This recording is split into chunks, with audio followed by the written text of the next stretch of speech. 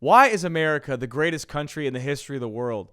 And what is being left out of the education system with God as the backbone of that nation? Let's find out. So they have the inability to connect even those things like to emotion. You mean like they are mad at us for silencing their opinions, and yet we are the ones being silenced in our beliefs? You know what I mean? Like, and for you to teach a history that doesn't acknowledge that flag represents freedom is dishonest. And welcome into another episode of the Bourne Raised podcast number 2. Yeah. It is our second episode, and we are officially live on YouTube, on Spotify, on Apple, pretty much wherever you consume your podcast content, we are there. So it would be super helpful for us if you would share this show with someone else. Make sure you're subscribed, make sure you comment, make sure you like. All those things help push us up in the algorithm so we can reach more and more people who want to know, what does God say about the issues I'm facing in this world? Today, we're going to dive in to an extension of Sunday morning. We're going to get to know us a little bit better, and I can't wait to see you in there. My name is Jordan Bourne. I am joined by my brother Titus and my parents Carrie and Tim. How are we doing today, everybody? Good. We're Feeling ready. good, Ready feeling for ready. number 2. Feeling excited. Number two. Let's go. I love it. Well, we are still working on this journey that is launching a podcast, and we are very excited to get into some more content today. We thought we would start with a game. If you're listening to this and you don't go to church with us, or if we haven't got to sit down with you personally, you might be wanting to get to know, who are we behind closed doors in our everyday lives. And so I concocted a little game. So I will ask you who is most likely to, and then I'll fill in the blank.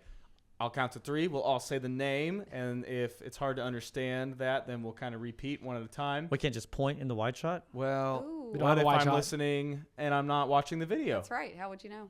We definitely need a point. wide shot Okay. Why? Go ahead. Anyway, Moving ask on. the for this question. very reason.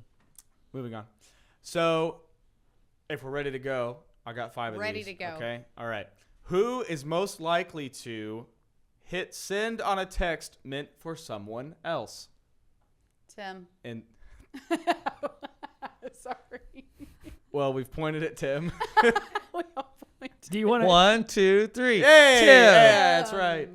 That's right. Do you? I don't think I send the wrong people. I think I send inaccurate messages. I thought there was Voice one to time text. that maybe you did accidentally send something to somebody no. that you didn't mean to. Doesn't- Maybe. Okay. What's the doesn't next come to question? mind. Just I'll happened have like to 2 ask you weeks about it ago. later. He'll have the court reporter read that back I think for you that later. you might be talking about Old Stalin. No, Okay. no, I was thinking of something else. Yeah. All right. Okay. That's number 2. Who is most likely to laugh in the middle of a serious moment? 3, 2, 1. Jordan. I was gonna say Titus. No. We all said you. No, it's you. Well, Yeah. to give you all a 100%. little behind the scenes look, we definitely have had multiple breaks that we've had to recover from. Yeah. Where Yeah. somebody laughs. I don't think we're fully recovered yet. I feel Well, we're in the process. That's why we're ice breaking, so we can get back in the flow. All right, That was Titus, some- you some- lock in over there. Do we want a wide or not? Because That was make a some wide happen right now. Arctic ice that we were breaking through. Do we want a wide or not? Who No. Or here's the next one, number 3. who Let's is go. most likely to say "on my way," but they haven't even gotten up yet? 3, 2, 1. Titus. That's classic Titus. I didn't have a good answer there. Yeah, I say on my way. I'm still in bed. Oh, Titus's wife is I behind say the camera. coming. She's I also say coming saying- home. I'm still working. Love you, babe. Why would you do that? Happened today. happened today. Oh Well, I didn't realize she was here. Mm. Who is most likely to spend more than they meant to at Target? 3, 2, 1. Carrie. I mean, what? Really? Although I will say, I think you like Target. I was gonna say I am kind of a dark horse here. I walk by that vinyl section, Can't that take Lego it. section. Just calls you right in, doesn't it? Mm. Adults can do Legos. It's okay. Oh, I think Jordan. Carrie's more in the Amazon world now too. No, I really like Oh, Target. Man, that Amazon. Ooh, that cart Amazon gets me. They just start. There's They things just know my every buttons. day. in Just so there. we're really Ooh. clear out there, subscribe and save doesn't save you money if you're not If you don't use the using the thing. You just are like a hoarder. But it says save. Yeah, I do have a lot I of liquid saved collagen 5% right now. I and have a spent stockpile of 100% liquid more collagen. money. If you need some, It's saving. I can share it with Hey, you. by the way, I was making a point while everyone else was talking. It's fine. Keep going. Number 4. Thank you for sharing that with everyone. Number 5. Who is most likely to say just one more episode, and then all of a sudden it's 2 a.m. And 3, 2.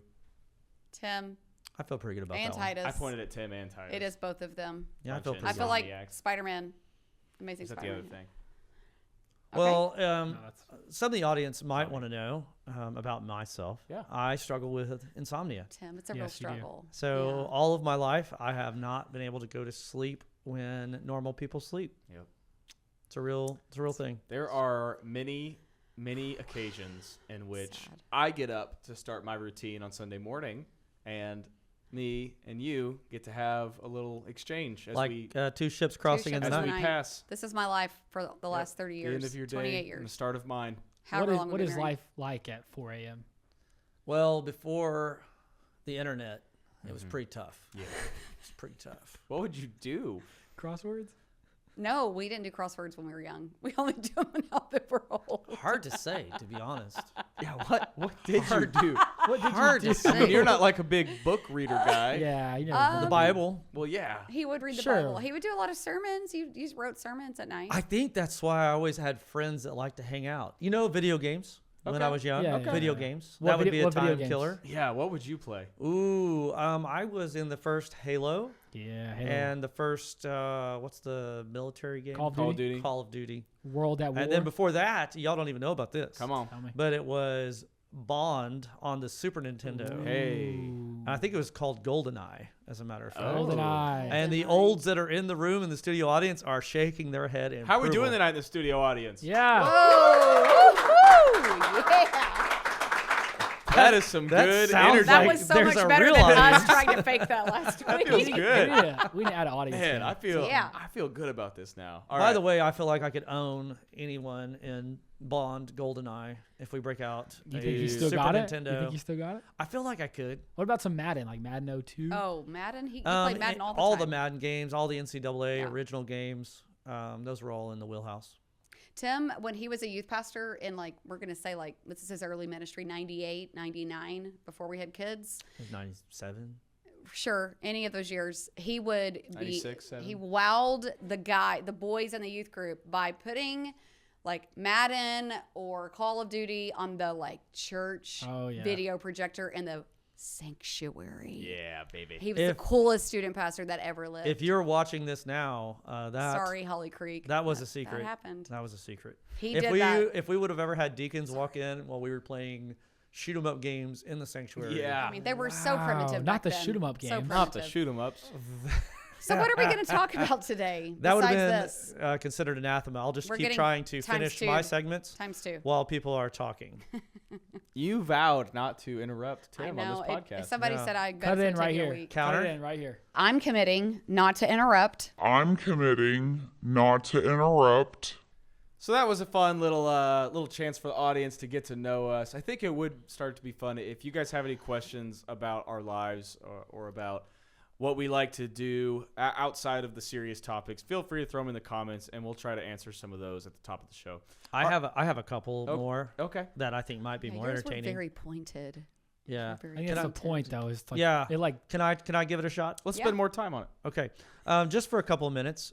Maybe this replaces that segment of let's get to know people. Okay. Okay. So, Titus, what is the thing you would say outside of, obvious Jesus juke and marriage answers that you are the most passionate about in your life? What is the topic that really is something that when you wake up and you're not thinking about Jesus, you're not thinking about students, you're not thinking about your wife, what is the thing that drives you? I mean, I don't think there is anything outside of that, honestly.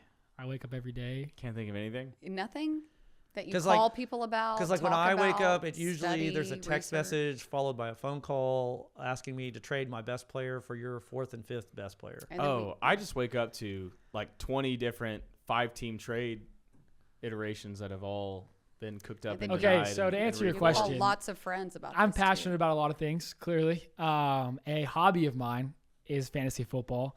I take it very seriously.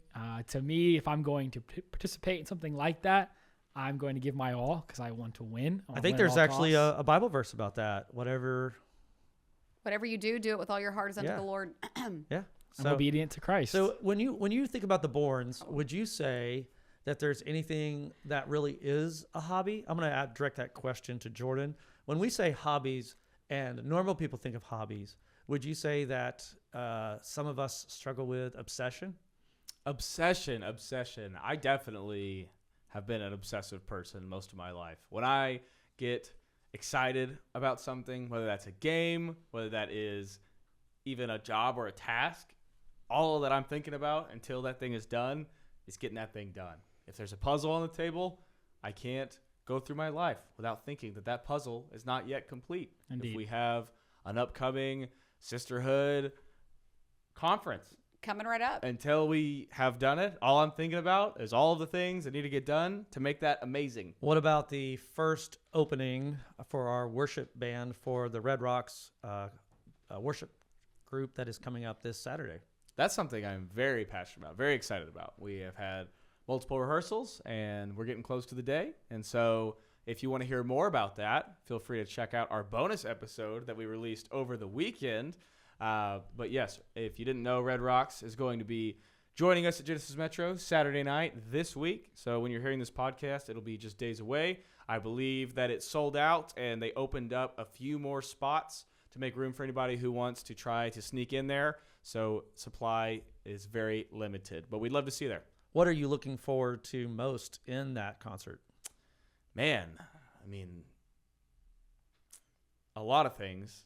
I'd say once we're in the show, the thing I'm most looking forward to is connecting with all of our people in that way. And I'm really interested to see what the spread of the room is like. If we have somewhere between 800 and 1,000 people in there, I'm curious to see how many of those are Genesis Metro people and how many are all over the place DFW people. But when we talk about worship, the thing that is most important always is using what we do in any service to lead people to the Lord. And so normally on a Sunday or on a Wednesday, normal programming hours, you could call it, we are trying to set the table for the sermon. And on a night of worship, when there's not a sermon, it takes on a little different atmosphere. And so in those moments between songs or in a instrumental that's heading into a bridge, you really got to lean into those moments and speak into people and guide them if they don't understand what the meanings behind the lyrics are or what the purpose behind lifting your hands, singing loud versus singing quiet, all of these things. The worship leader is in charge of getting those people where they need to be in order to have an encounter with God. And so having the chance to do that on this scale is very exciting, and getting the chance to set the table for big artists like Red Rocks, also very exciting. That's awesome. Carrie, when it comes to the things that you are most passionate about, I think that we've been talking about some things like fantasy football, and Jordan obviously obsesses about fantasy football and worship leading and stuff like that. What would you say in your life right now would hold that place that you are most obsessed about? I have an answer that immediately comes to mind. My granddaughter. Yeah. 100%. She's the best. So why is it that you love your granddaughter so much? Well, I mean, everybody Is loves she their here? Do granddaughter. we have her? Bring her in. We can't bring her all the way in here, can we? I mean, you could. Somebody could just Make a walk little her right debut. over. It'll definitely get Dakota, used. yeah. Dakota may or may not be on the because way. I have never had like a girl vibe in this house ever until Jordan got married, thank God, and then Titus got married. But in between Thank that, God. we had a granddaughter, Dakota. I'm obsessed. I love her. She loves me. We're equally obsessed with each other, and it makes me so happy. I also really love working out, and I'm just going to keep working out until my body tells me that I can't anymore. I'm getting close. She I means feel like that. your Getting body's close. been knocking on the door. No, it can And still I feel move. like you're saying it can still move. I just that- have to modify. I just have to modify the workout. I also love Christmas, and I love Christmas so much I just keep my tree up all year and I Christmas just is change it out. I think seasonal obsession too, like fantasy football That's true. isn't all year. only- So it's sure, like that's true, there's sure, a concentrated There's a spurt. amount of like I'm in this. Carrie with Christmas decorating's the same way. I do. You know, we actually have a term for Carrie's obsession with Christmas. Yeah, she's Christmas Carrie. Yes, I am. It's an alternate persona in and of itself. Someone recognized me Yes. last year out in the wild. Are we gonna- Christmas Carrie. We got to make another video this year, don't we? Anyway, is there anything else? I think they're getting Dakota, but I don't know. Well, I was going to say, your tree decoration year round is pretty Here impressive. comes Coda. Oh boy, we have our Oh, first guest Coda, appearance. you may have to come all the way over here. And welcome to You the gonna bring her Born over and Can you here? Raised just Bring can you have her podcast. stand on the Over here. table? Oh, Coda. Yeah. Hi. Come here. Welcome Come Dakota Taylor Here she comes. Bourne to the Born Come here. and Raised podcast. Everybody say hi to Emma. The first grandchild. She said hi, Emma. The Say- first grandchild of Born Can you say and hello? Raised podcast. Nice. Say hello. Say hi, Pops. Love you. Wow, that was adorable. That was phenomenal. Say hi, Titus. Hi, Dad. Say hi, Hi. Daddy. Hi, Daddy. Say I love you, Care. I love you. I love you. All right, you've stolen the Hey, show. you gotta go back down and see Mommy. We'll see you We're- later. Dakota, do you have a brother coming? Baby brother. You want to show everybody your favorite song? Yeah. Ready? Ready? This is the moment when meets. You got a little camera shy. There's a lot of Did you stuff see everybody in here, here? huh? Okay. I love you. Can you say Okay. bye-bye? Say bye-bye, everybody. Bye. Say bye-bye. And that's Shutting down. it. Say bye-bye. No longer cooperating. You have to say bye. Say bye-bye. Okay. Can you give Care a kiss? Mm, So love sweet. You. Here you Okay. go. Go see Emma. There you go, Emma girl. Go see Mommy. Yeah. Grinch. Go find the Grinch. She wants to watch the Grinch. She loves Christmas as well. Christmas Coda. No. Sunday, we talked about how America is the greatest country in the world. In the history of the world. In the the history history of of the world. Right. Man, I Strong know that claim. both services, maybe all three, there was material that had to get cut / maneuvered around because of timing. Yes. all three. What can we share today / give some people some bonus content from Sunday sermon? I know everyone was talking about how they wish they had a little more. And I think that this is a great platform to use to give them that. Yeah. Well, we are in the middle of a series called Prove Me Wrong. It's a namesake to Charlie Kirk. I believe that he was a crusader for trying to get Christianity and godly values back into our government and back into the public arena. And I think that what most people would like to hear more about, or the questions that I received, was that there was a lot of history that I shared at, if you think of 100 layers, I was about 5 layers into 100. And that's all I had time for in 37 minutes. And in that top 5 layers, it still was an education where I think a lot of people took something that they didn't know about the history of our country, because if you've lived in the last 30 years only, then you really don't know that America used to be very different. And I think that we used to have what I described, and this can go into a different episode in the future, for parenting strategies, for instance. We were talking in the office, and we were talking about if you were like my parents, and they were not churchgoers, okay, so not religious, and just hardworking, middle-class family, but you sent your kids to school because the values of our society were aligned with Christian values. The underpinning of society was that there was a baseline level for truth. So even when you didn't have it at your home, it got reinforced at school.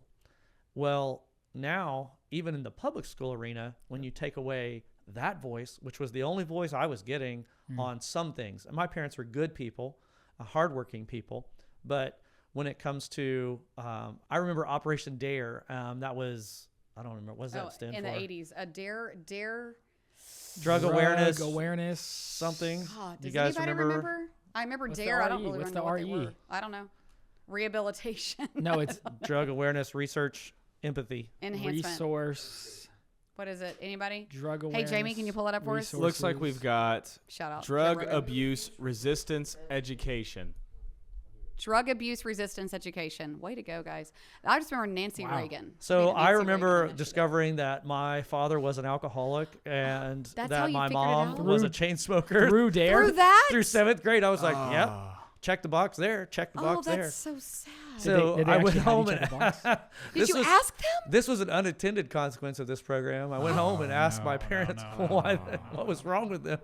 That they were alcoholics. You guys are breaking the rules of dare. Did you tell them that they were Well, alcoholics? see, in my Can't do era, that. you were allowed to chain smoke inside the house. Did you ask your father if he's an alcoholic? Or did you tell him? I remember, I think I was really sad. And Yeah. I was like, Mom and Dad, I learned today Oh, that if you smoke all the time and if you drink all the time, that makes you a bad person. yeah, that'll do it. That didn't turn it around. Nope. Oh, I didn't man. give him a It heart check. It didn't turn it around at all. I'm sorry that I want to Oh, laugh. kid, It's you're just right. your That's so your little terrible. 13-year-old you It voices. makes me so sad.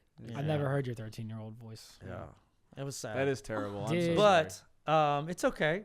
I think that most of the people that were raised in my generation, it would be fairly common. But what I was going to say is the underpinnings and under fabric of our country was that these were general truths that could be uplifted and even spoke about, even in the school system. And so it's not like they were preaching Jesus at the school, but I remember we prayed before the classroom started at my elementary school, you know? And for me, hearing a prayer, that was the first prayers that I heard in my life. And so, you know, there was that subsurface underpinning that really helped, I think, even kids that were like me that weren't in religious homes for there to be a level set for our culture in America.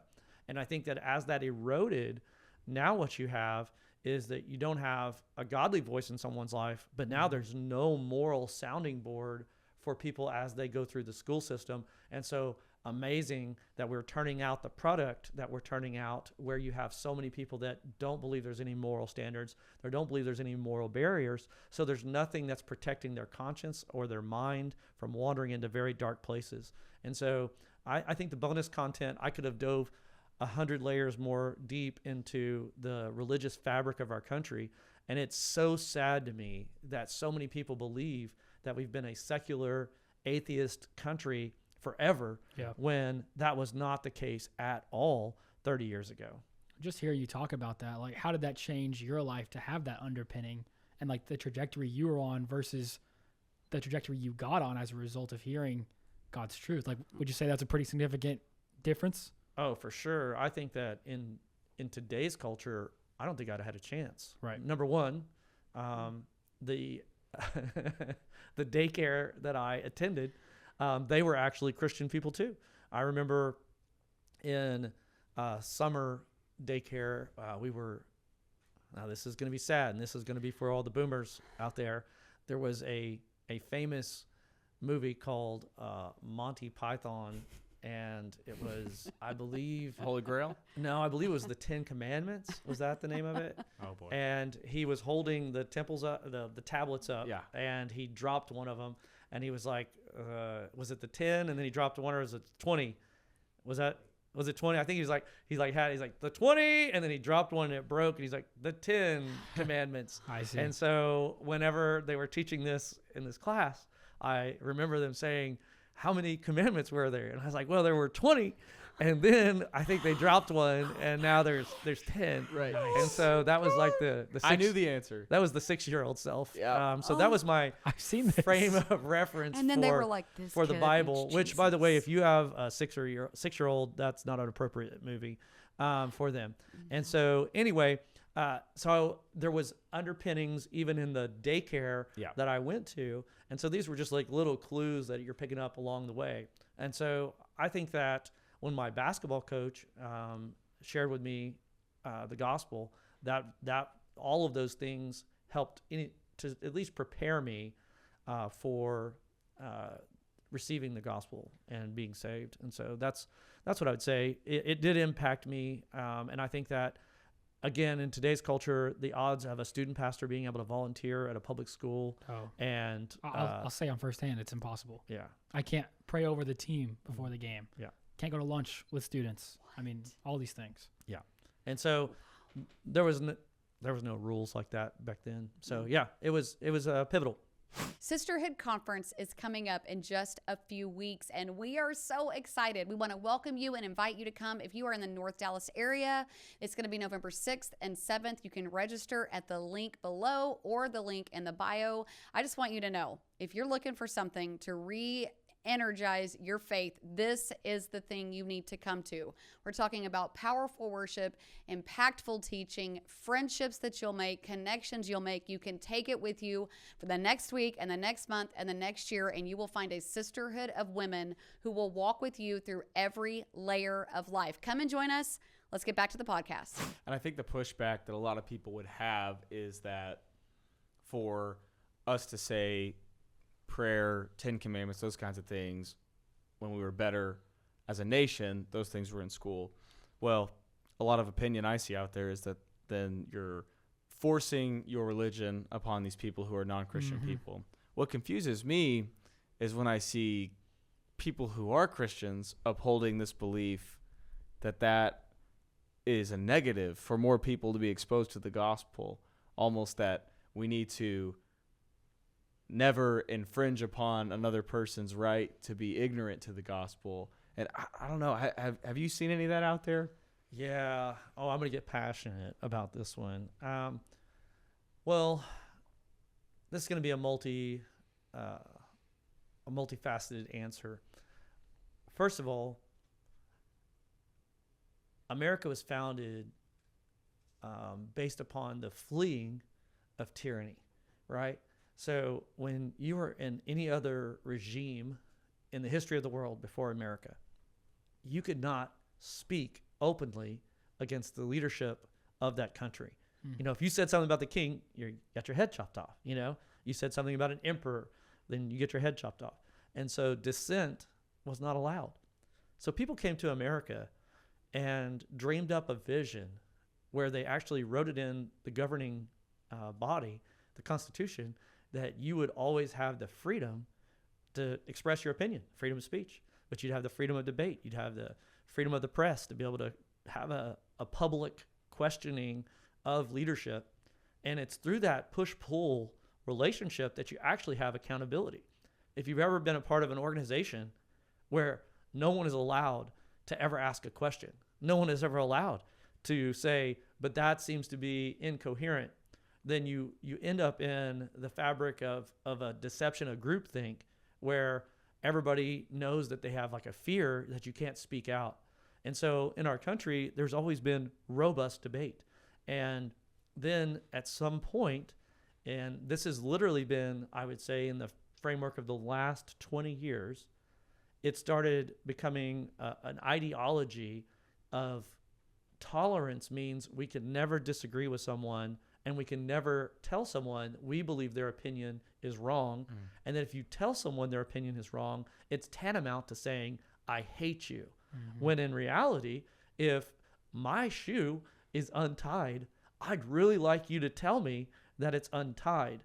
But literally the logic right now of a lot of people is, don't offend me by telling me my shoe's untied. Yeah. Who are you to tell me that my shoe is untied? Maybe I like to trip and Maybe fall. I like my shoe untied. I like falling down. And the fact that you would even presume to tell me that it's wrong for me to walk around here with my shoe untied. And see, that develops a defensiveness, like a defensive posture where we create these force fields around ourselves, and we don't want an ideology or a difference of opinion to penetrate that force field, because I'm really comfortable. And who wouldn't be comfortable if everybody's telling you that you can do whatever you want and it's okay? Right. And so accountability is introduced when someone differs from you, and now you have to logic that out on who's right and who's wrong. And so, yeah, it puzzles me to no end that Christians would oppose more godliness in government, that Christians would oppose sharing the gospel or the 10 Commandments, or the fact that there's even a God at a school that you could teach right alongside creation or evolution. You could say, here are the 5 tenets of creation with the 5 tenets of evolution, and there are great historians and theologians and philosophers that have debated this for thousands of years. So it's not settled science. It's something that you should look into. Sure. Yeah. That'd be a great start. Well, Sure. why can't it be both, right? If we can say if the claim is that if we push God, then we are indoctrinating the next generation, right? And yet, if we take God completely out, well, then we're indoctrinating atheism and agnosticism. So it's like, Well, that's what we have done. it's exactly what we have done. But the Well- claim is, I'm saying not to push things, and yet we're pushing things instead of presenting both sides. And if you want fair, well, then I think, yes, the fair thing would be to present both and allow the students to come to their own conclusions. That's what school is, right? It's presenting all sides of a theory and then letting the students choose. I'll go one further. I remember this vividly. When I was in world history in high school, I was asked, or not asked, part of the curriculum was to learn the 5 tenets of Islam. And I remember thinking, well, it's kind of cool they're doing religion stuff because I'm sure next week, a couple weeks from now, we'll get to Christianity. Like, it's good to teach these things at least. Yeah. But that never came. And so it's interesting to me to experience that in one sense religion is okay, Yeah, but then once it's the God of the Bible and the gospel story, and then that one's not okay to teach. And it was like world religions. Like, we're going to learn all about all the world religions. And we literally had to study each world religion, and yet Christianity was not covered. Interesting. Right. So it's been a slippery slope. So it's I think that, again, the framing of it is what I would love our listeners to think about. Yep. If you're already enraged by what we've said, Yes. take a beat and think about what we're saying. Are you silencing one group of people because you fear, and this is the boogeyman that's out there now in every conversation, in every workplace culture, in every school, in governmental debates, it is that invisible thing that would be called offense, that you're going to be intolerant by sharing your opinion. So you can share, for instance, I believe the logic would be, if I'm just spitballing, I don't know that teacher, but I think that they would say, well, it's assumed that there's like a Christian nation here, which can't be assumed anymore. And so we want to broaden your horizon by sharing with you these world religion tenets. And so why wouldn't you share? Wouldn't that be a perfect opportunity to share Christianity and what its tenets are? But I think the thought is that we would be offending somebody by sharing Christ. Not that it's offensive to teach someone else's children how to become a Muslim. Right. And for the record, I would happily sign up to have my child Dakota and any future children that we may have to be exposed to all of those things Sure. in a classroom if we're going to do them all equally, you know. And Absolutely. also, just to throw the disclaimer in there, I'm sure the teacher is just teaching the curriculum provided to them, Sure. and they don't have a lot of choice in the Yeah. matter. Yeah. But we're talking about the system as a whole. It's the system. Well, yeah. that's what I was going to say is I think that we need to make sure we dive into the layer of we love teachers, right? We have lots and lots of teacher friends, lots of educators in our church and our lives. We have for years, for decades, whatever.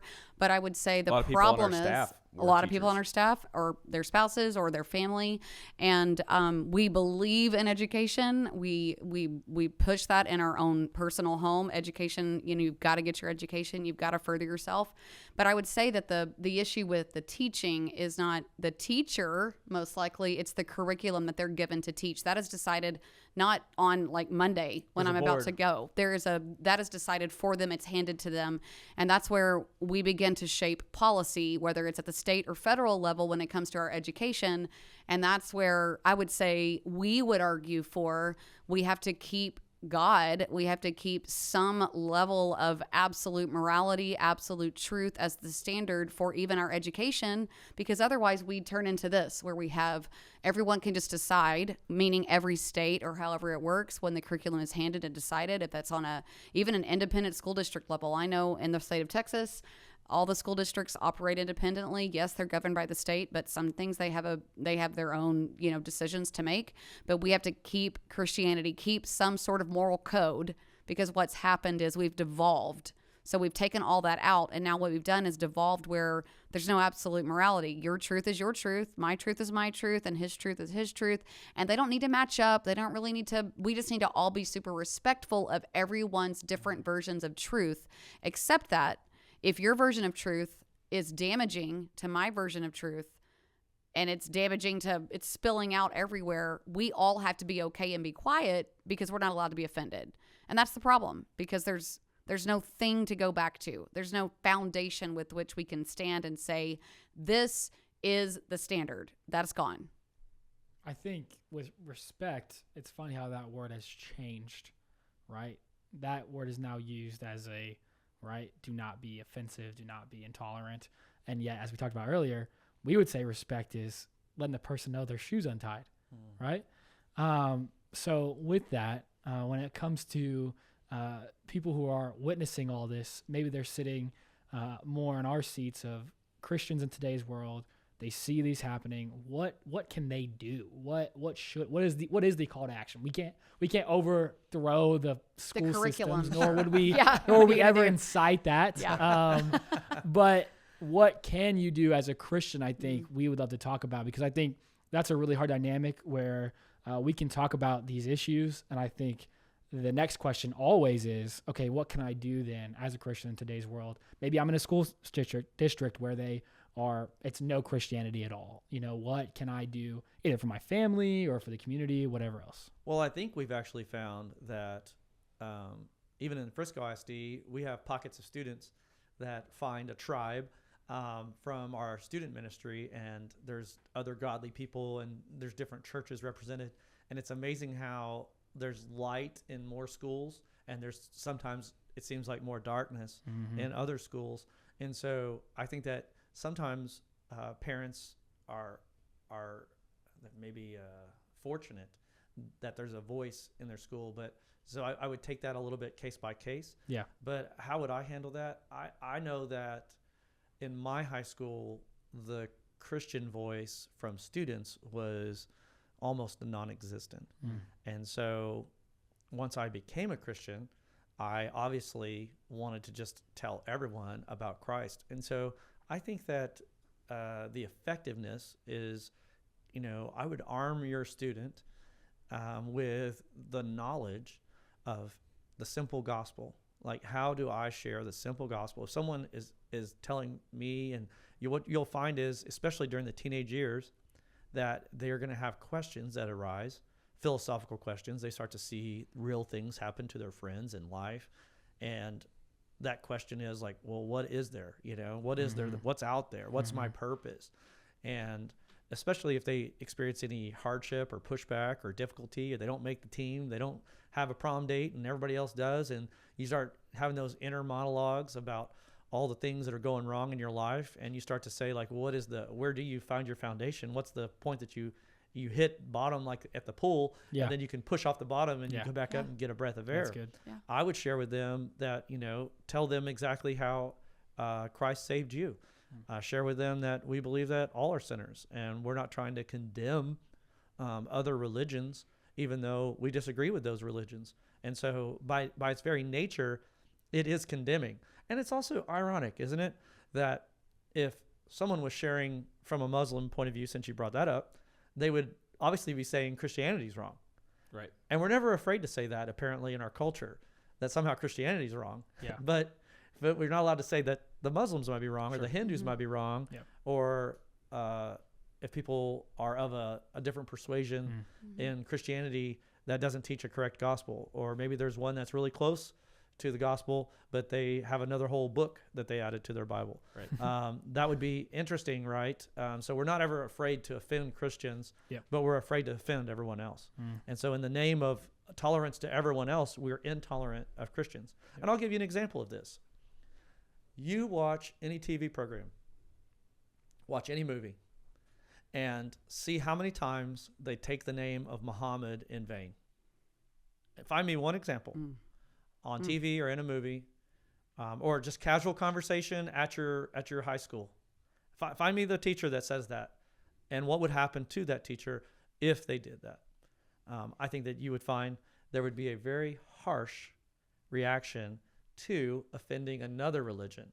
But if I watch TV all the time, or if I hear people in a classroom all the time, I hear them say God's name in vain. I hear them say Jesus' name in vain, and no one bats an eye. Yep. And so I will tell you, that's offensive to me. Mm-hmm. When I hear people say that, that's offensive to me. I don't like that, and I don't think that you should do that. Now, would I come off the top rope with an atomic elbow and say, "Look here, sir, that's not what we do," and start bowing up on You somebody? slip into a character right there. Yeah, I you did. I don't You know just what- went there. what it Well, was. I remember very vividly when being younger that was so normalized in culture.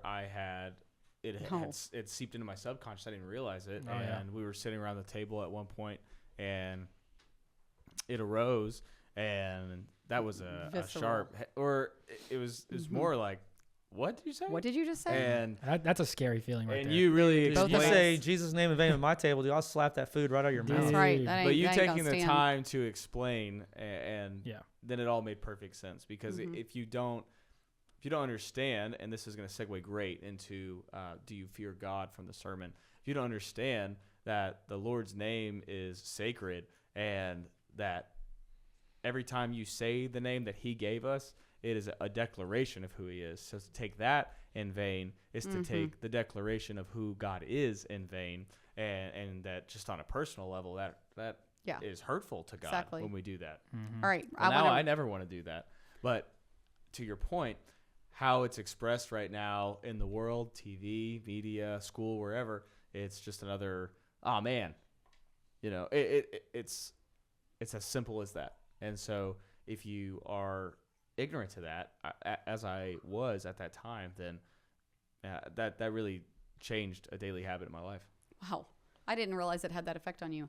I wanted to say a couple of things. I would say that, Titus, I think you asked a while ago, what are you supposed to do if you're in that education system? How are you supposed to invoke any Sure. change?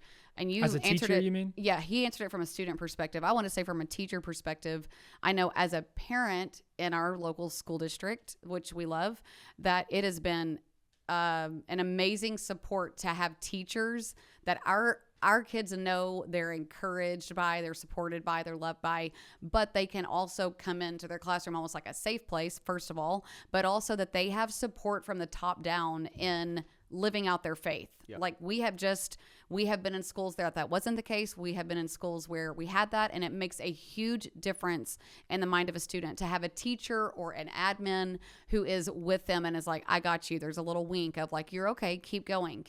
And they're encouraging them to have freedom of speech on their campus when really what culture is telling them, and they're not allowed to have freedom of speech. So it makes a huge difference for a teacher to just, and that's in a personal relationship with a kid. When it's talking about what am I supposed to do with this curriculum, in my opinion, and I don't know if this is scientific or if it's even allowed, but let's say I'm Jordan's world history teacher and I'm supposed to cover Islam this week for these 3 lessons that we're going to have. I'm going to make sure if I'm looking at that, first of all, I'm going to go look through all of it and see when is Christianity up. And if it's not, I'm going to work that in at some point, because to God, I am responsible to be sure that I'm a witness first for what he wants from my life. And if he's put me in that position in a classroom, then he's given me a voice with which to use to impact these students. And that's really like your higher call. That's my goal. One good. more thing. I want to change. I want to toss it a little bit. If you are a parent watching, because I think we should work these things in, as a mom, it was really important to me to find that my kids were in a safe place at school, right? And you want to be sure that they're getting everything they need. And every summer I would struggle with like, maybe I should homeschool my kids because of the morality that I saw in decline in schools. It wasn't because of the school district. It wasn't because of their curriculum. All of that was great, fantastic. They were thriving. They are thriving. But it was the slip in morality where I couldn't control, and there was no recourse with which to say, hey, I don't want my kid exposed to that. They didn't have any recourse. They couldn't do much about things. So as a parent, we took that very seriously at home, that we would take the time to explain, this is why you don't take God's name in vain. And let us be very clear. There were a few things we wanted to see when they leave our house. It was respect for authority. It was the ability to obey when someone gives you, like an order essentially, or gives you an instruction. It was self-control. It was the acknowledgement of God and making him first in your life. And it was having a moral code that you live by. So there were other things, but it was important that as parents, we were proactive because they weren't getting that 5 days of the week at school, be in the moral decline of the society that they were raised in this world. We had to make up the difference. And I think it's important for parents to know it's on you to make those differences up when you're seeing them lacking elsewhere. Well, that actually goes back to the answer we were talking about earlier, is that without the fabric underlying, you aren't at a baseline. Yep. Yeah. There's a deficit. Yeah. And so I would say you're starting from negative. behind. Negative. Yeah. And so if you are depending on school to affirm your values, that is a foolish wager. If you have Christian values, yes. Sure. And what I was going to also say is that we've actually had a lot of friends in the education system that are frustrated by the limitations that are placed upon them. Imagine that you are a Christian and you would love to pray for someone who just lost someone or just whatever, and you feel like the code of ethics doesn't allow you or explicitly states that you can't do X, Y, Z.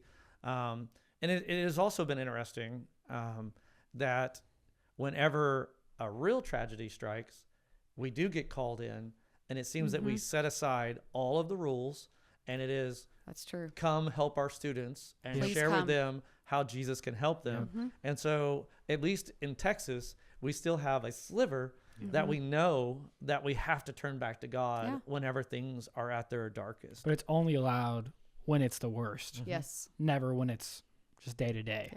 And it's so funny how, like, do we ever think that like That if we did it beforehand, there wouldn't be a worse maybe- time? maybe we have wouldn't it. get to the darkness if we would have more light. Maybe to there start is with. like a preemptive Yeah. faith Yeah. that Yeah. intercedes Oof. on behalf Absolutely. of light in the dark world that we live in. But I good. think it is cool just to share a little more about, he talked about the students from earlier that have become the light in our schools that we get to minister to through Fuse Student Ministries at Genesis Metro Church.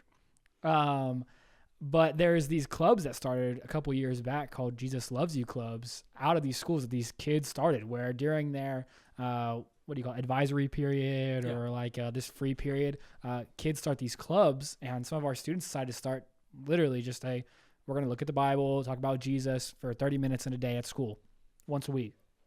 And we saw one student start that, and then students heard about that within our student ministry, and then they started it in their schools. So there is hope. Now, I will say they did face a lot of backlash from the district. Oof. There were hard times getting the name approved. There were hard times because it finding teachers that sponsored this Yep. club in order to meet in their classroom. So what was the issue though? What was the name? What was wrong with oh, the name? Jesus Loves You is offensive. Yeah. If we do a Jesus Loves You club, then there has to be a Satan Loves You club.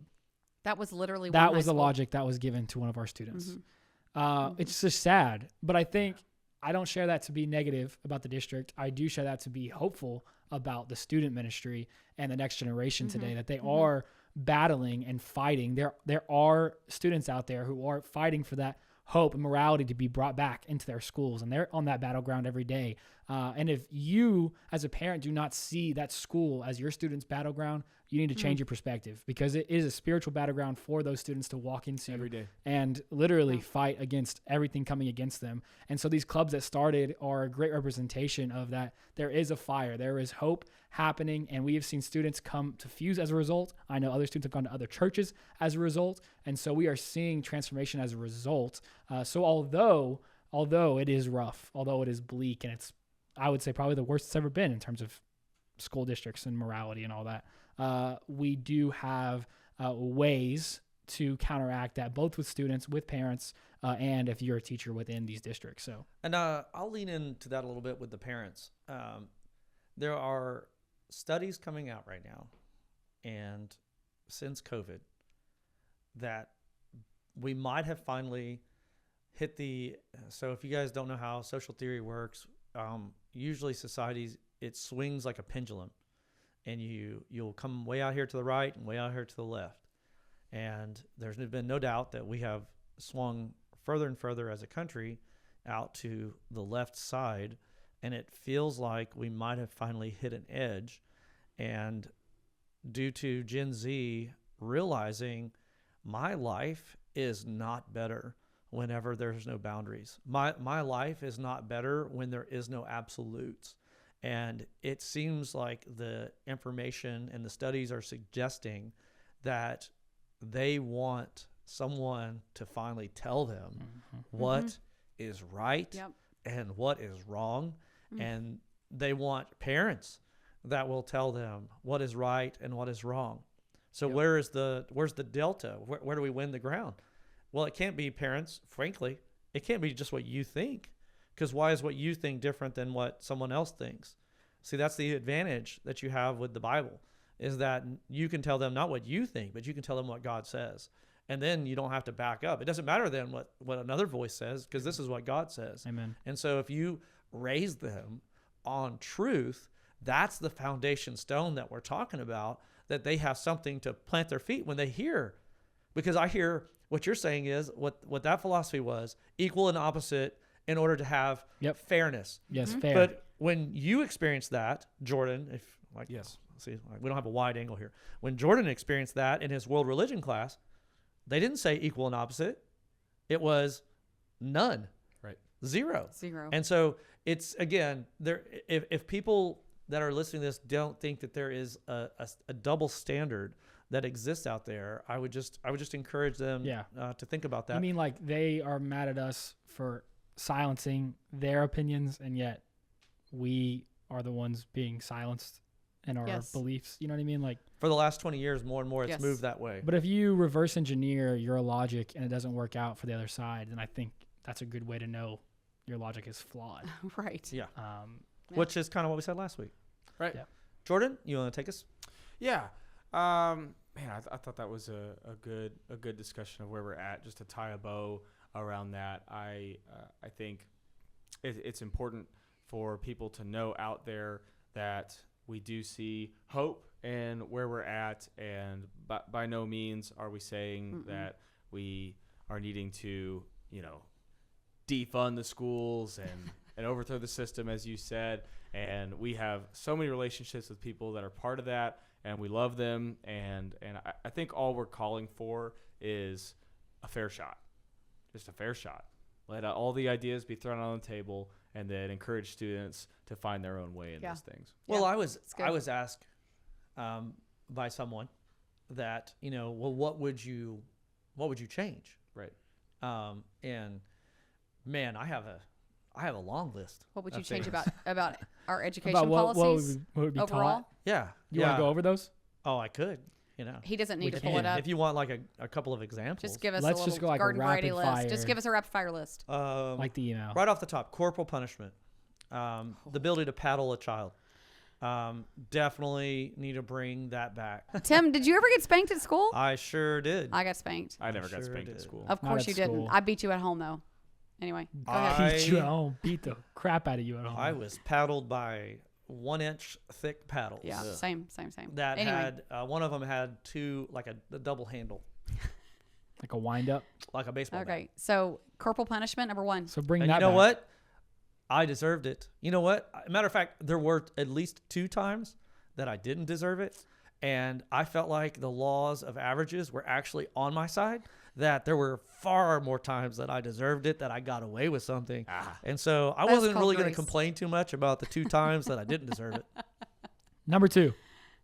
Corporal punishment number 1. Number 2. Oh, corporal punishment, number 1. I would say we already went over creation versus evolution. I think that they should know that. When it comes to physics, intelligent design, if the laws of thermodynamics or any other laws that are in physics suggest complexity, that what is the root cause of that complexity?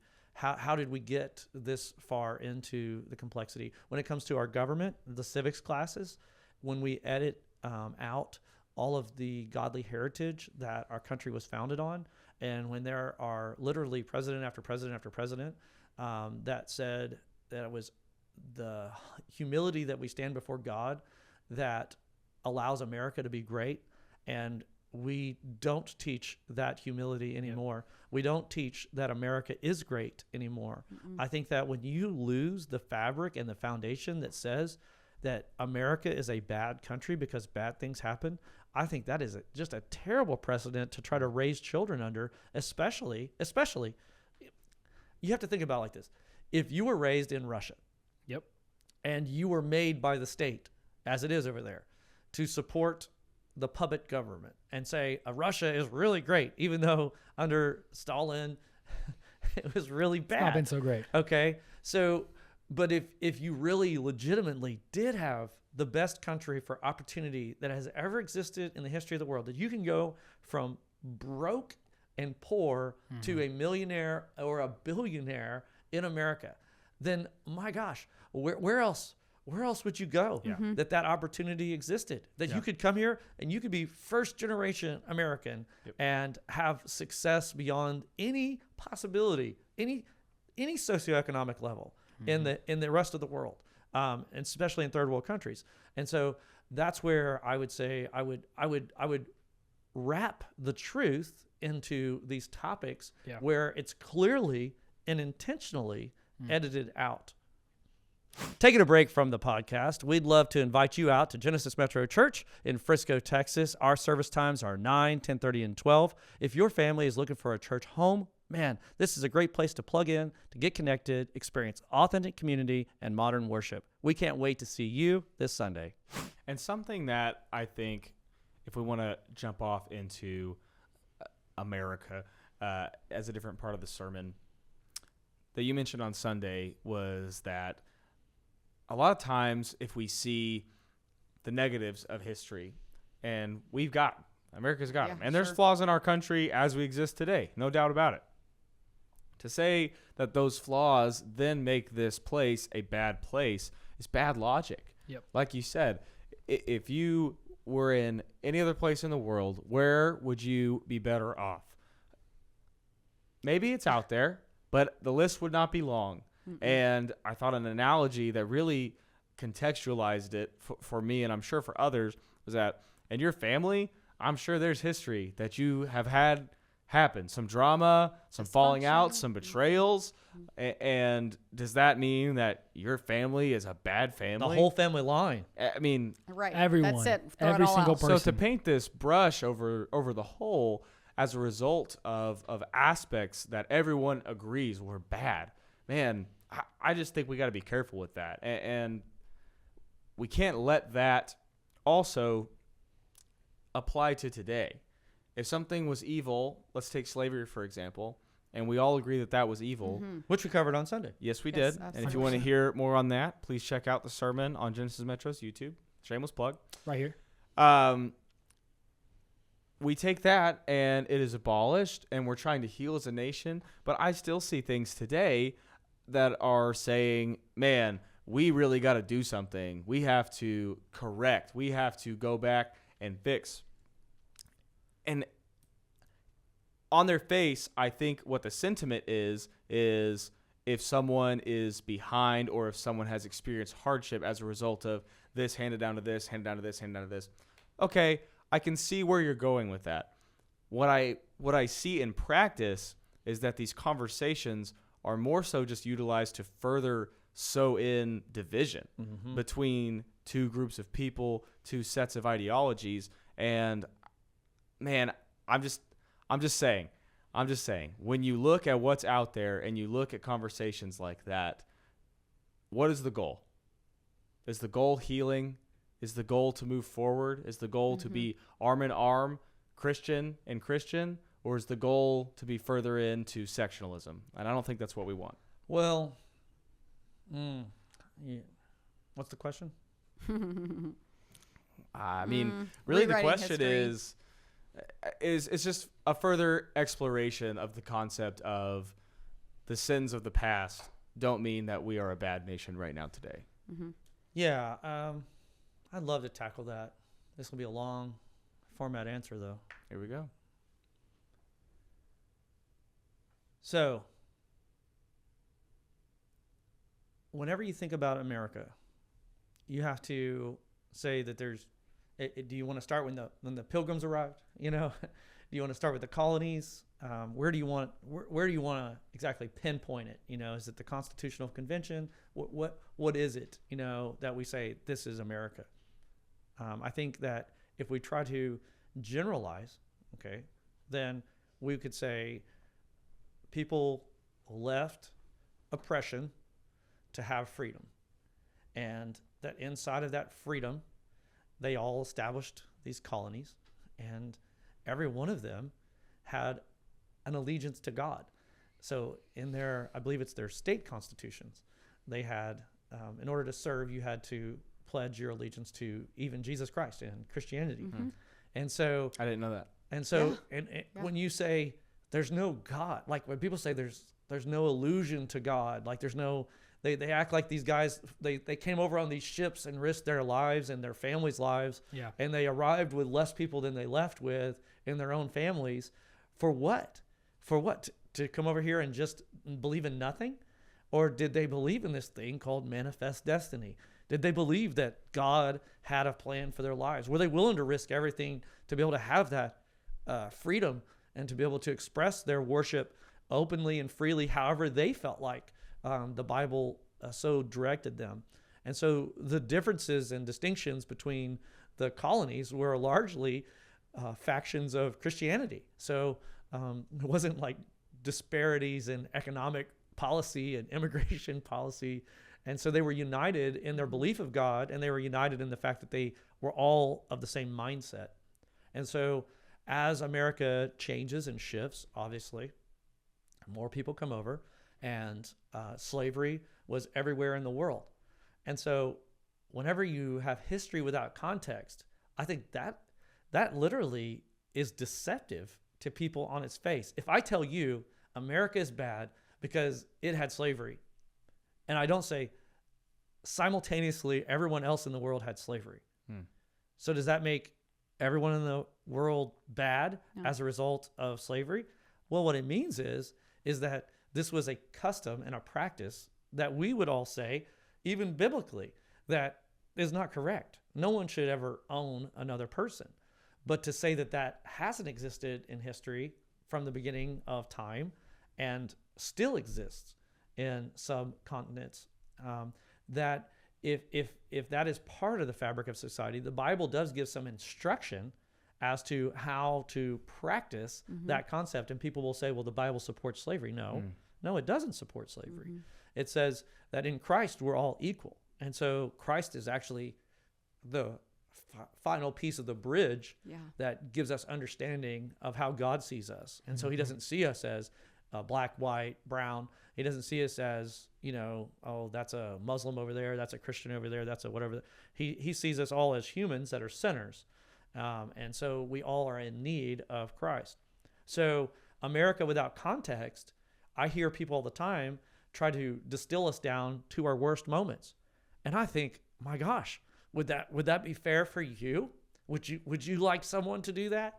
Any conversation on a hot mic that someone could play for the whole entire world, or any video now that someone pulls up and they try to distill you down to your worst moments, as if all of the incredible things that have happened, I mean, to win 2 world wars without us, where would the world be today?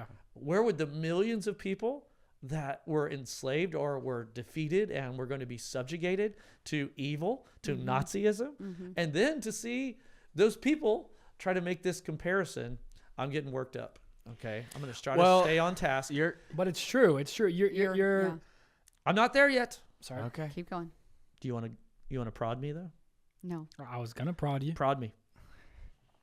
So are you saying that we should have like a deep appreciation and affection for the country we live in today, for all that our country has stepped up and done, should both be remembered and learned from as a result of what history tells us? Well, yes, both should be taught, because we can always learn from the mistakes of our past. Of course. I don't think that I have never heard someone say, let's go back to the good old days of the 1860s. No. Yep. So whenever we think about that, though, I would say, like, stretch it out over the fabric of time and say, is the part that you're focusing on in 300 years or 400 years or wherever you want to start. Are you talking about something that was 10 years, 20 years? Are you saying that it was even generalized to all the population? I mean, did 100% of the people own slaves? Because the way that it feels like people are made to think is that like all Americans even thought that. And then again, if we remove the Christian heritage, it was the Christian abolitionists that led the charge on saying, no, God does not think that we should own other people. Frederick Douglass being a chief abolitionist who was a black man who had escaped slavery and was saying that Christianity can't be the Christianity of Christ and support slavery at the same time. So it was the truth of God's word that led the charge.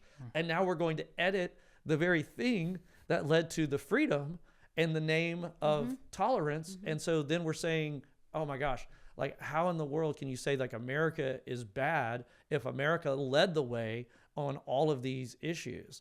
And so I think that America showing up and America giving, and I'm not going to preach the whole sermon again, but what I would say is there's never been a country in the history of the world that has done more to help people on a humanitarian, not even Christian, just a humanitarian level. There's never been a country in the history of the world that has done what America has done. That flag, when people say that flag is a symbol of hate, when they're taught that, you could pull it up right now. I challenge you. Pull up your TikTok, type in the flag equals racism, and see how many people are sitting there saying, when I see someone with a flag in their yard, if someone has a hat on that has a flag on it, that it's like some kind of dog whistle, that they are a racist. And I'm like, man, this country, that flag has liberated more people than any other flag in the history of the world. And so when America doesn't get credit for her righteousness and is defined by her sins, man, I just think that's offensive. Well, I think if we go back even to the school district, Tim, I mean, like that monologue was epic, right? When we start really diving into what the history is of America. When we think about for our kids, what we experienced, what our parents experienced, you can see the progression of the decline just in, let's talk about the flag, the Pledge of Allegiance in the classroom. Every day started out when I was a kid, Pledge of Allegiance and a prayer. Now, by the time I was a senior in high school, it was a Pledge of Allegiance and a moment of silence. Okay. Now, my parents, it would be full-fledged like Bible study at the beginning of the day. So then for me and the next generation, it became this kind of slope of like, oh, we're just going to say moment of silence. By the time Jordan is in high school, it was the pledge, just a moment of quiet. I don't remember what it was. We had the pledge, and then we had the Texas State Pledge. Of course, Texas. Texas. I realized that in kindergarten. I didn't know that was abnormal until I met friends that weren't from Texas. Like, okay. You guys have a state pledge? Yeah. Anyway. And then we also had a moment of silence. And you had a moment of silence. By the time Silas is in high school. So well, I would say by the time I was in high school, there was no Texas pledge and no Pledge of Allegiance. Okay, Wow. So here's what I want to say. By the time Silas was in high school, I can remember I did not realize this was happening. And I was aghast. I remember this day that Silas said that he was the only person that stood in his class for the Pledge of Allegiance because they were still doing the Pledge of Allegiance. And I was like, what? Are you saying that people are allowed to stay seated during the Pledge of Allegiance?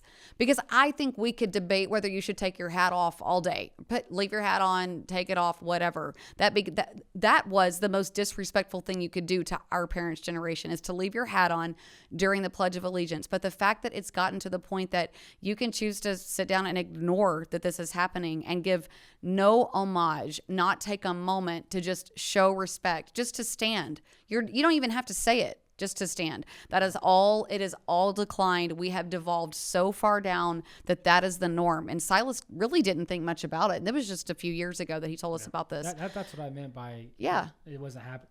What I meant was not that they're not doing it, but nobody's it's not taken They're not even seriously. participating. It's not enforced. It's not taken seriously. There's like a voice on an intercom, and everybody's it's moving just like on. morning announcements. Intercom, You know? that's I mean, probably the not a voice word stars, you and you use. kind of. You know what I want? Again. Ugh, You know what I want? What do it's you just want? sad. You know what I want? Tell me what you want. Hey, for those that are saying like, Tim, what would you do? What would you do? Oh, I got one. Okay. I would love, please let this happen. Someone out there hear me and make this happen. I would love for no stipulations, no bubble, no protection. I'd just love to bring 5 Marine drill sergeants into a school, into a classroom, and let that happen. Oh, Let that happen. Yeah. And not intervene. I think they would get a lesson in patriotism that they would not soon forget. Because whenever you are acting like that, your dad served, your grandfathers Yep. served. World War II. My Korean dad War. was a paratrooper. My uncle served in Vietnam. And you are literally saying that flag only represents these smaller things compared to the greatness of what they have accomplished. And it is a disrespect that if people feel that way, and I'm not going to go all the way down the road of like, go find a better country, but I would say to you, if you feel that way, I wish you would travel. I wish you would travel more. I wish you would go to a socialist country. I wish for every socialist that you could go live in Russia for a couple of years and not be able to leave whenever you want to. I would love for you to experience that, because I guarantee you there is no socialist. Find me the socialist, because I've talked to them. I've talked to people that were in Russia. I went to Lithuania after the wall fell. I know exactly what those people experienced. I got to hear their horror stories. I walked through one of the prisons that they had the Jewish people in Concentration camps. during World War II. And when you see that they would scratch their name on the wall so that they're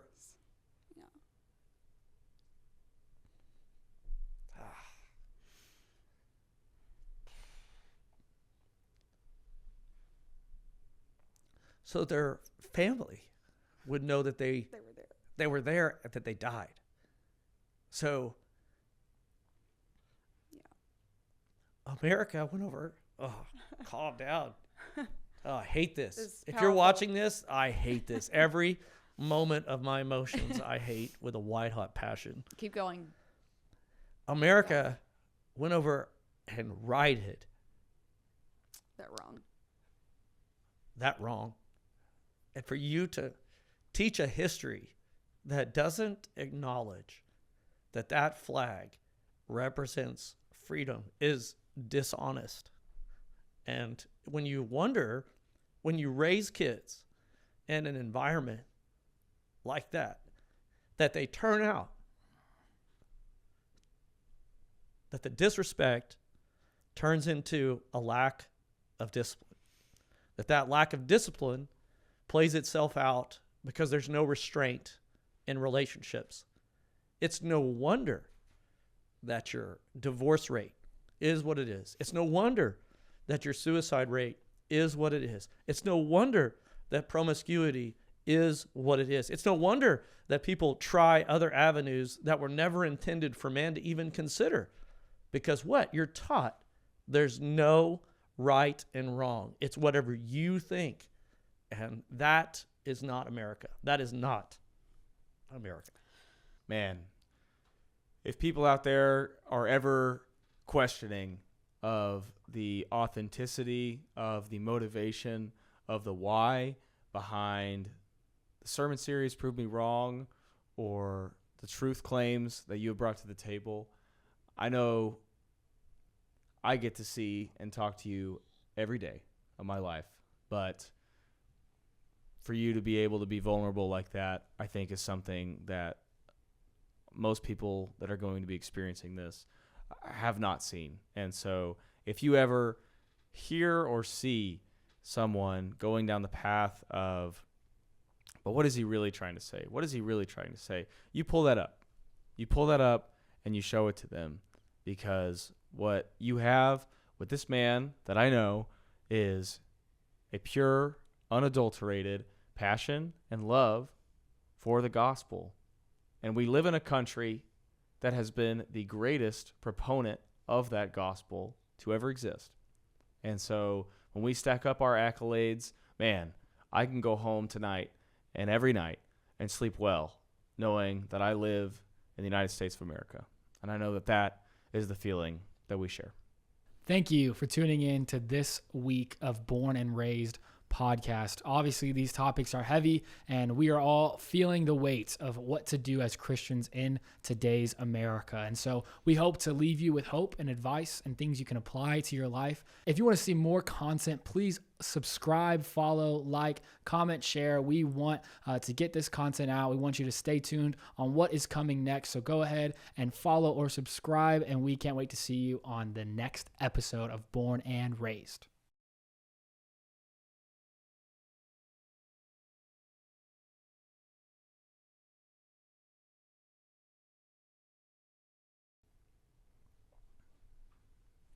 All right. Ooh. Didn't see that coming. Mm. Like to add 2 cents if I can. Okay. Oh, Ooh. dude. I don't guess we've ever talked to you guys about the fact that we went to We the prison did. camp. We've never told y'all that. No? We walked through it. Yeah. I definitely never knew y'all did that. I will never forget how sobering it was in that moment. I mean, it was, you could see, I mean, the concrete was like stamped with bullet holes That's where they right. would line people up. Well, they quit shooting them because they didn't want to waste the bullets. So Yeah. then they would just take the guns and smash their heads. Yeah.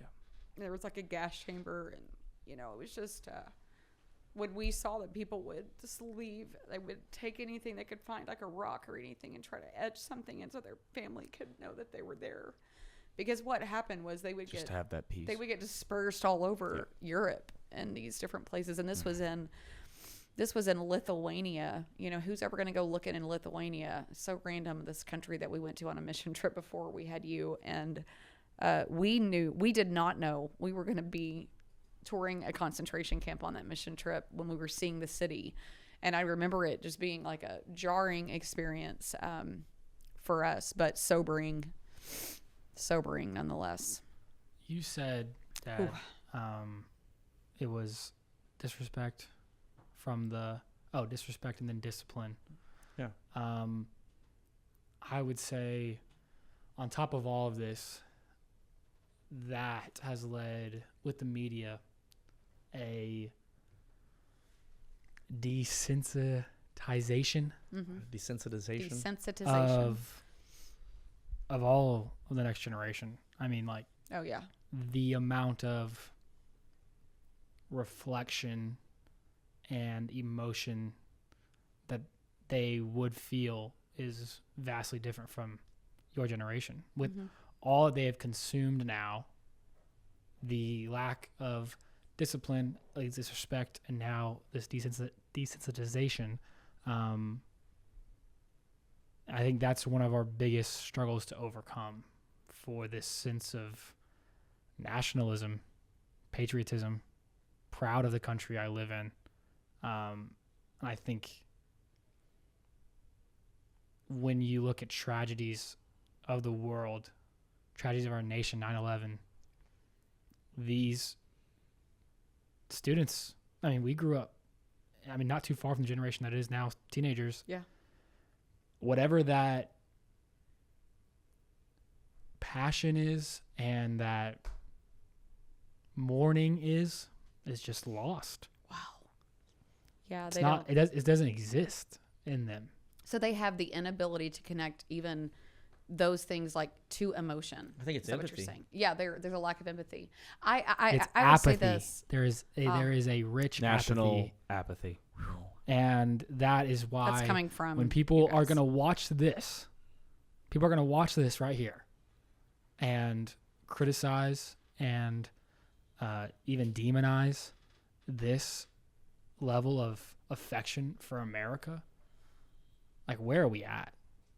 Like that to me, just from the 22-year-old perspective, I know that we clip this and post on social media that it'll be met with backlash. Someone will say that if you say that America is not bad, even though slavery was bad, you're saying slavery was not bad. Yeah. And that's not what's But not what's even being though said. you're going to say that literal false equivalence. we stood for good when we saw maybe some of the most evil atrocities of humanity in the Nazi regime, and that America stood for good and for freedom, and we are going to sit here and demonize that country. How do we get here? How about that we have one of the first 3 comments from Sunday's clip Yeah. that was shared on social media, a person from Canada Yeah. that is saying thank you Yeah. for sharing this about America, Yeah. because we don't have that in Canada, because the liberal policy has taken over our country, Yeah. and we can testify firsthand what it does to the religious morale, much less the Christianity, that a person in Canada that lives in Texas knows more about the value of that in America than most Americans do. Yeah. I would say also that, like, for our generation, you know, we were removed from World War II. I mean, that was in the 40s, you know, late 30s, 40s, early 40s. I mean, we weren't born until the 70s. So 30 years later, we were born. So our parents fought in World War II. So our grandparents did. But we were a generation removed from that. What we weren't removed from was our parents were served in Vietnam. They served, some of them served in Desert Storm, like in the early 90s. So when you talk about that, there was a direct tie, either grandparents or parents. And with the proliferation of nuclear weapons, where the world was weaponized, essentially, everyone's developing their own things, several countries are developing their own nuclear, you know, warheads, essentially. That was like we're not going to have any more wars because somebody's going to just nuke us all, essentially. But what's happened, I'm not advocating for war, but it has removed our direct tie, where either parental or grandparent level, of having loss and sacrifice of self for country instated in your very DNA and your family unit. You have no direct tie to that. So then the further out you get from a direct tie to anyone who's ever sacrificed or given of themselves for the greater good, you're going to have this devolving. Now you put that in sync with the moral decline of our country and the decay we see happening at a federal level, at a state level, when it comes to policies that are being put in place and people that are in power. Well, now you have the perfect storm, and you have like the devil's workshop happening all over. That's exactly where we're at. It's just a big mixing bowl of all of those things. Well, I know that we're past time. Yeah. So, but I would say, trying to get that last little nibble here, it is always interesting to me to try to consider someone's point of view that is different than mine. If we were a bad America, as is suggested, then why would we have gone and spent the blood and the treasure to free the world? If we were really bad people are selfish. Yeah. Bad people only have their self-interest in mind. Mm-hmm. So it is rich whenever you consider that the people that we fought and died for so that we could protect America way of life, protect the roots of democracy in other places, that the very freedom that they are using to hate America is the freedom that was fought for and died for. And so, do I think that they should not have that freedom? No, I think they should have that freedom. But the hypocrisy and the irony are thick when, if America wasn't the great country that it was, none of the people that are so against America would even have the freedom that they have. And that is a profound sadness and tragedy. Mm-hmm. So what would I change in our education system? Boy, I would teach America is the greatest country in the history of the world.